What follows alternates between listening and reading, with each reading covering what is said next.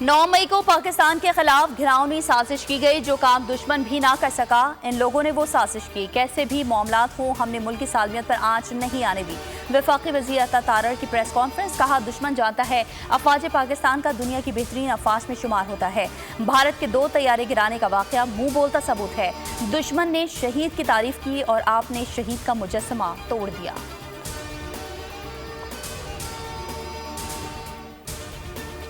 बानी पीजे ने कहा है कि 2014 के धरने की इंक्वायरी के लिए तैयार हैं। साबिक निगरान वज़ीर आज़म के फॉर्म 47 से मुतालिक बयान के बाद हुकूमत से मुज़ाकरात की क्या हैसियत रह जाती है। सदर, वज़ीर आज़म, वज़ीर आला पंजाब और सेनेट इलेक्शन फ्रॉड हैं। उनका कहना था कि फ़ौज हमारी है और हमें फ़ौज से कोई मसला नहीं। उन्हें 9 मई वाक़यात का पता इस वक्त चला जब सुप्रीम कोर्ट के रूबरू पेश किया गया।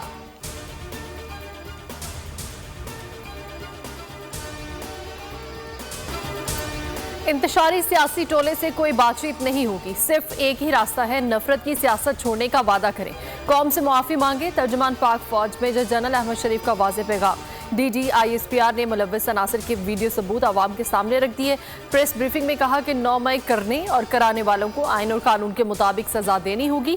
सबूत मौजूद हैं। सियासी लीडर्स ने आवाम को फौज और एजेंसीज के खिलाफ उकसाया। लोगों की जहन साजी की गई, हमलों के अहदाफ दिए। जिम्मेदार कैफरे किरदार तक ना पहुंचे तो निज़ाम इंसाफ पर सवाल उठेंगे। और बुशरा बीबी आज से अडियाला जेल में कैद रहेंगे। इस्लामाबाद हाई कोर्ट के फैसले पर अमल दरामद कर दिया गया। 190 मिलियन पाउंड रेफरेंस की समाअत के बाद जेल में रोक लिया गया। वजारत दाखिला ने चौधरी परवेज इलाही को कोट लखपत जेल मुंतकिल कर दिया। सब्सक्राइब करें और बेल दबाएं ताकि कोई खबर रह न जाए।